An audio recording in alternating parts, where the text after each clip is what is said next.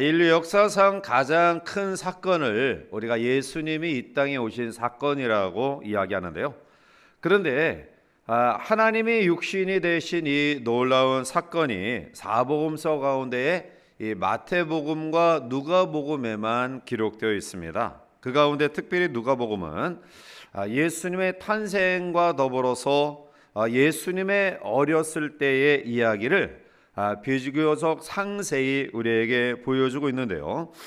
오늘 우리는 본문의 말씀 가운데서 예수님의 어렸을 때, 즉 아기였을 때의 기록을 우리에게 말씀하고 있는 이 내용 가운데에 또 예수님의 그 삶을 다시 한번 생각해 보고자 하는데요. 오늘 본문의 내용은 아기 예수님은 이 땅에 태어난 지 8일 만에 할례를 받죠. 그리고 그의 어머니 마리아가 불결의 기간이 끝나기까지 33일을 더 지나야 됐습니다. 그리고 40일이 지난 이후에 비둘기 한 쌍을 제물로 드립니다. 이 아기 예수의 어렸을 때의 이 과정을 살펴보면서 우리에게 주시는 그런 교훈은 무엇일까요? 먼저 오늘 우리는 예수님은 이름에 합당한 그런 걸맞는 삶을 살았음을 보게 되죠. 자, 오늘 21절 말씀 가운데 보면 예수님이 태어난 지 8일 만에 할례를 받게 되죠. 자, 이스라엘은 이 남자 아이가 태어나면 무조건 8일 만에 할례를 받게 되어 있습니다. 이것은 문화적 풍습으로 이해할 부분이 아니라 하나님의 절대적인 명령이었다라는 것이죠. 창세기 17장 10절에 보면 너희 중 남자는 다 할례를 받으라. 이것이 나와 너희와 너희 후손 사이 지킬 내 언약이니라 말씀하고 있습니다. 이 할례는 이스라엘 백성이 하나님의 백성됨을 말씀하는 그런 표징인데요. 자, 그러므로 말미암아 아브라함이나 이삭 등 이스라엘의 믿음의 선조들 모두가 할례를 행했고요. 그리고 하나님의 명령은 예수님이 이 땅에 태어난 그 시대까지 계속 적용되고 있었던 것이죠. 자, 그러면 예수님이 할례를 받았다라는 이 사건은 어떠한 것을 증명하고 있냐면 예수님이 참으로 사람으로 오셨다, 인간의 몸을 입고 오셨다라는 사실을 또한 증명하는 것이기도 합니다. 자, 그런데 할례할 날이 되어서 오늘 21절 말씀 가운데 보면 그의 이름을 예수라 하니라고 이야기하죠. 사실은 이 예수라는 이름은 이미 천사를 통해 예고된 그러한 이름이죠. 누가복음 1장 31절에 보면 보라 내가 잉태하여 아들을 낳으리니 그 이름을 예수라 하라 라고 일러 주었기 때문입니다.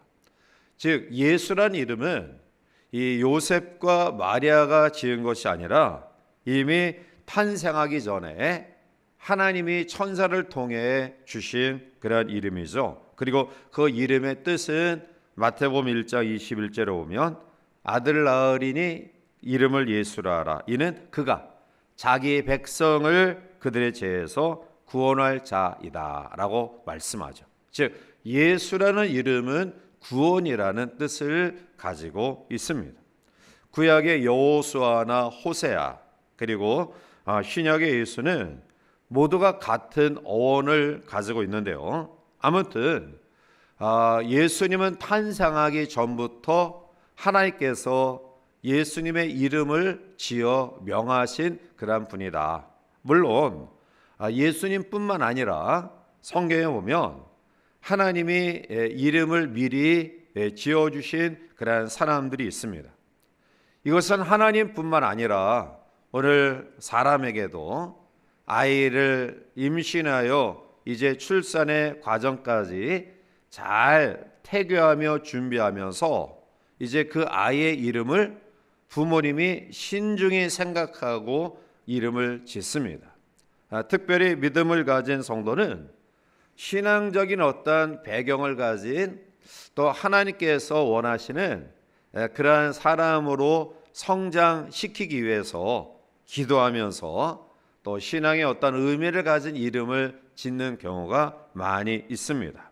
자, 따라서 이 예수라는 이름은 아마 인간이 가진 이름 가운데 가장 복되고 아름다운 이름일 것입니다. 찰스 하지라는 분은 이 세상이 창조된 이후로 인간이 말한 모든 말 중에서 예수라는 용어보다 더 우리의 마음을 거룩하게 고양시키고 강하게 하고 기쁘게 하는 것은 없다라고 지적하였습니다. 그 이유는 예수라는 이름은 바로 구주, 우리를 죄에서 구원할 자라는 뜻을 가지고 있기 때문입니다. 그러므로 이 땅 가운데서 하나님께서 예비하신 가운데 구원이라는 그러한 칭호로 부름받은 그러한 예비된 분은 예수님밖에 없습니다. 오직 예수 그리스도 안에서 우리의 놀라운 구원의 역사가 이루어지는 것이죠. 이 예수님은 바로 우리의 근본적인 죄를 해결하기 위해 이 땅에 오신 분이시고요. 그리고 예수님은 그 이름에 걸맞는 삶을 평생 사셨습니다. 질병에 걸린 자를 구원하여 치유해 주셨고요. 사탄의 세력에 매여 있는 자들을 그 사탄의 결박에서 풀어 구원해 주셨고요. 또한 죄와 사망에 매여 있는 인간을 구원하기 위해 십자가를 대신 지시고 그리고 3일 만에 부활하셨습니다. 자, 그러면 예수님은 그 이름에 걸맞는 삶을 사셨는데 오늘 우리는 얼마나 이름에 걸맞는 삶을 살고 있는지요? 부름받은 성도로서 거룩한 무리, 세상 가운데서 부름받은 하나님의 사람들로서 우리는 그 역할을 감당하고 있는가? 권찰, 집사, 권사, 안수집사, 장로, 목사로서의 삶을 살아가고 있는가? 불러준 이름에 걸맞는 삶을 사는 것처럼 복되고 아름다운 삶은 없을 것입니다. 오늘 이 아침 예수님이 구원주, 죄에서 자기 백성을 구원하실 분이라는 이름을 가지고 이 땅에 오셔서 그 이름에 걸맞는 삶을 사신 것처럼 이 안을 출발하는 저와 여러분들의 삶 속에 내가 하나님 앞에 올 한 해 성도로, 권찰로, 집사로, 안수집사로, 장로로 그리고 목사로 그 이름에 걸맞는 삶을 사는 복된 하나가 되시기를 주님의 이름으로 간절히 축원해 드립니다. 두 번째로 어렸을 때 예수님을 통해 우리에게 교훈하시는 이 누가의 귀한 교훈은 예수님은 정결한 삶을 사셨다라는 것입니다. 율법에 의하면 유대의 모든 산모는 자녀를 낳은 후 율법에서 정한 기간이 지나면 제사장에 가서 규례대로 예물을 드려 속죄를 받아야 됐는데요. 레위기 12장 2절에 보면 이스라엘 자손에게 말하 이르라 여인이 임신하여 남자를 낳으면 그는 이레 동안 부정하리니 곧 월경할 때와 같이 부정할 것이며 라고 말씀하고 있어요. 또한 레위기 12장 6절에 보면 아들이나 딸이나 정결하게 되는 기한이 차면 그 여인은 번제를 위하여 1년 된 어린 양을 가져가고 속죄제를 위하여 집 비둘기 새끼나 산 비둘기를 회막무 제사장에게로 가져갈 것이요 라고 말씀하고 있죠. 즉 율법이 명시한 대로 정결한 기간이 찬 그러한 때, 즉 남자아이를 낳으면 40일, 여자아이를 낳으면 80일 동안 산모는 정결의 기간을 거치고요. 그리고 그 날이 차면 최종 정결 예식으로 번제와 속죄제를 드려야 했습니다. 여기서 번제는 이 출산에 대한 감사의 그런 의미가 내포되어 있는 것이고요. 그리고 속죄제는 이 출산에 따른 부정을 제거하는 뜻에서 드렸습니다. 자, 그러면 아이를 낳았는데 왜 산모가 부정할까요? 그 이유는 인간은 모두가 태어날 때부터 죄를 가지고 태어났기 때문입니다. 만약 죄인으로 태어나지 아니하고 진노의 자식이 아니라면 이러한 의식이 필요하지 않았겠죠.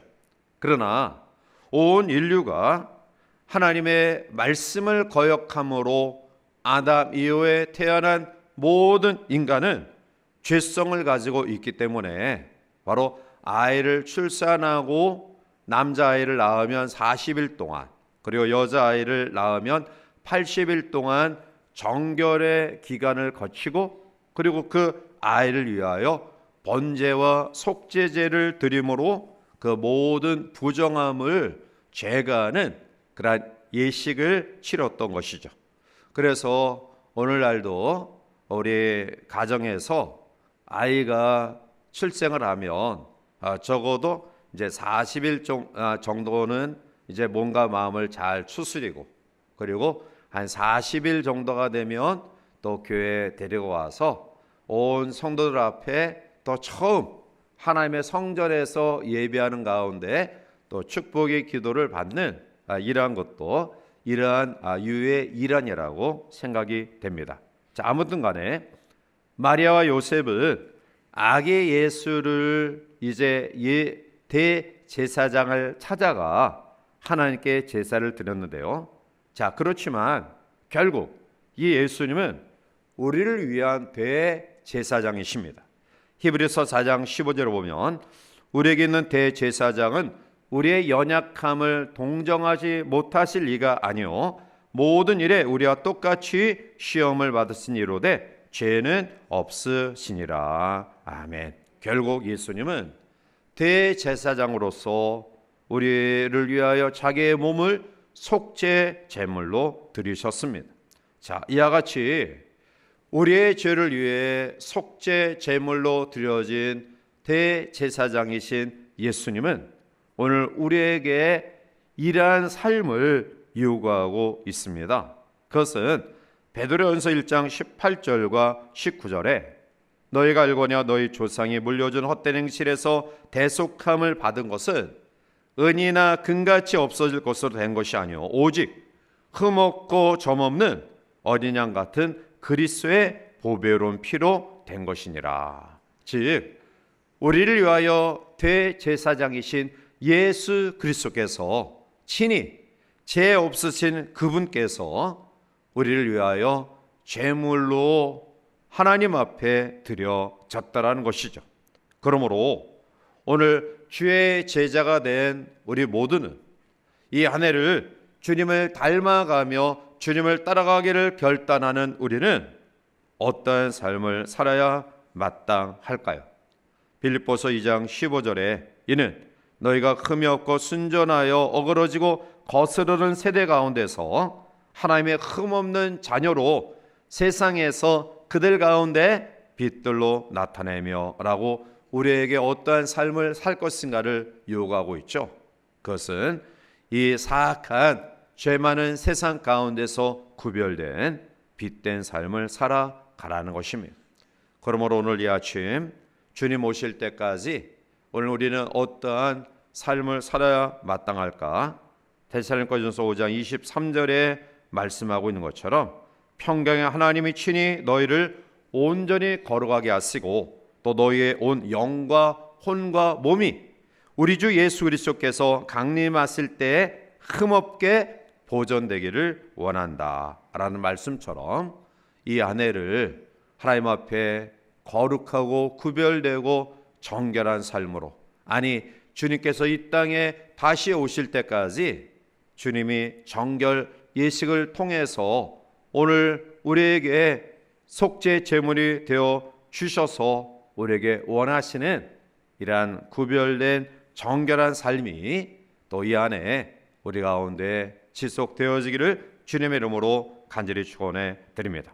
마지막 세 번째로 어린 아기의 예수님의 삶은 우리에게 예배의 삶을 세 번째 교훈하고 있습니다. 마리아와 요셉은 율법에 따라서 40일의 정결 예식의 날이 끝나자 아기를 데리고 예루살렘에 올라가죠. 자, 오늘 본문 23절과 24절에 보면 이는 주의 율법에 쓴 바 첫 해에 처음 난 남자마다 죄 거룩한 자라 하리라 한 대로 아기를 죽게 드리고 또 주의 율법에 말씀하신 대로 산비둘기 한 쌍이나 혹은 어린 집비둘기 둘로 제사하려 함이더라. 아멘. 자, 마리아와 요셉은 율법에 규정된 대로 40일간의 정결 기간이 끝나자 예루살렘 성전에 올라와서 하나님께 제사를 드리는데요. 자, 그런데 오늘 마리아와 요셉이 드린 제물을 산비둘기 한 쌍 혹은 어린 집비둘기 둘로 제사하였다라는 말씀을 보면 예수님의 가정이 넉넉한 가정이 아니었음을 우리는 알게 돼요. 왜냐하면 레위기 12장 8절에 보면 그 여인이 어린 양을 바치기에 힘이 미치지 못하면 산비둘기 2마리나 집비둘기 새끼 2마리를 가져다가 하나는 번제물로 하나는 속죄 제물로 삼을 것이요 제사장은 그를 위하여 속죄할지니 그가 정결하리라 라고 말씀하죠. 즉 일반적으로 어린 양을 정결 기간이 끝나면 속죄 제물로 드려야 되는데요. 그런데 마리아와 요셉은 어린 양을 바치기에 힘이 미치지 못하면, 그러니까 쉽게 이야기하면 가난하면, 어린 양을 드리지 못할 정도로 가난하면 산비둘기 2마리 아니면 집비둘기 새끼 2마리를 가져다가 드려라 라는 말씀을 비춰보면 아마 마리아와 요셉의 가정은 넉넉한 가정이 아니었던 것 같습니다. 자, 그런데 이 말씀 속에 양이나 또 가난한 사람은 양을 드리지 못하면 비둘기를 드려라 라는 말씀의 의미는 무엇일까요? 그것은 부한 자나 가난한 자나 남녀노소 누구가 가장 중요한 것은 하나님 앞에 정성을 다하여 예배를 드려야 됨을 암시하고 있는 거예요. 즉 가난한 자라고 해서 이 정결 예식에 모면할 그러한 사람은 없다. 죄될 사람은 없다라는 거예요. 즉 하나님 앞에 예배하는 우리의 상황은 어떠한 상황 가운데서도 죄된 사람이 없다라는 사실을 우리에게 말씀하고 있고요. 결국 예수님의 가정은 가난하지만 하나님의 말씀대로 이제 비둘기를 드리는 그러한 정성을 다하여 하나님께 예배했다라는 것입니다. 오늘 그리스도인 부모는 태어난 아이를 믿음으로 하나님께 드릴 수 있는 그러한 경외의 신앙이 있어야 됩니다. 물론 장래가 부모의 기대 그리고 그 뜻 또 우리 자녀들의 어떤 능력을 통해 이루어지지만 그러나 중요한 것은 바로 이 땅에 생명을 허락하신 하나님의 역사하심, 하나님의 도우심, 하나님의 능력이 없다한다면 한 생명의 장래가 결코 보장되어질 수 없음을 우리에게 말씀하고 있는 것입니다. 그래서 우리의 믿음의 가정에서 자녀들이 이 땅에 태어나면 하나님 앞에 감사하며 또 영혼신을 잘 보존하고 그리고 하나님 앞에 이제 첫 예배 드릴 때 또 축복의 시간을 갖는 것은 그만큼 중요한 그러한 모습이라는 거죠. 그러므로 오늘 예수님의 어머니 마리아와 요셉은 정결 기간이 찬 이후에 예루살렘 성전에 와서 정성을 다하여 비둘기 새끼를 드리고 예배로 예수님의 삶을 시작하게 하셨던 것처럼 우리 모두도 우리 자신이 예배의 삶을 중시 여길 뿐만 아니라 우리의 자녀 세대들에게 예배가 얼마나 소중한 것인가를 깨닫게 하는 그러한 믿음의 양육과 교육이 우리 가운데 있어야 됩니다. 이 마리아와 요셉의 이 정성이 예수님에게 어떻게 이어졌느냐 하면 누가복음 20장 48절에 보면 그의 부모가 보고 놀라며 그의 어머니는 이르되 아이야 어찌하여 우리에게 이렇게 하였느냐 보라 내 아버지와 내가 근심하여 너를 찾았노라. 즉 12살이 되어 유월절에 예루살렘에 올라왔던 예수님의 부모가 유월절을 지키기 위한 수많은 사람들의 인파에 아이를 잃어버렸어요. 그래서 정신없이 다시 왔던 길을 되돌아와서 예루살렘 성전에서 어린 예수를 발견하게 되죠. 그래서 예수님을 꾸짖는 그러한 이야기예요. 자, 그때 예수님이 어떻게 대답하셨습니까? 누가복음 2장 49절을 보면 예수께서 이르시되 어찌하여 나를 찾으셨나이까? 내가 내 아버지 집에 있어야 될 줄을 알지 못하셨나이까 하시니. 즉 예수님은 어찌 그렇게 당황하십니까? 내가 내 아버지 집 성전에 있어야 되는 것을 알지 못하셨습니까? 라고 반문해요. 그것은 예수님의 어머니 마리아와 요셉이 정결 기간이 끝나고 이제 정결 예식을 통해서 하나님 앞에 제사로 예배로 아이를 하나님께 드리는 그런 모습들이 바로 아기 예수에게 그대로 전달되어졌고요.